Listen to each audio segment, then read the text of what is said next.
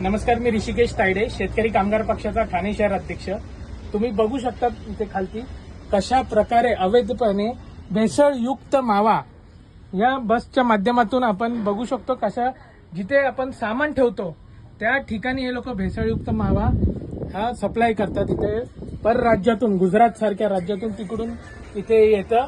आणि तुम्ही बघितलं की कशा प्रकारे जे आज आपण मिठाई खातो ती लहान पोरं, मोठे माणसं असू द्या, इतर लोक असू द्या, त्यांना अशा प्रकारचे जर तुम्ही अवैधरित्या हे मावा जर करणार असाल, तुम्ही कोणत्या गाडीतून हा मावा आणला पाहिजे?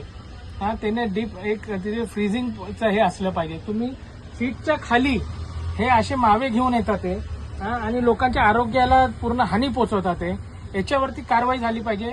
यासाठी आम्ही एफडीएच्या अधिकाऱ्यांसोबत इथे त्यांना माहिती दिली होती आणि त्या प्रकारे हा माल पकडण्यात आलेला आहे. आज लोक जीएसटी भरतात, टॅक्स भरतात, सर्व गोष्टी की त्यांना चांगलं अन्न खायला भेटलं पाहिजे.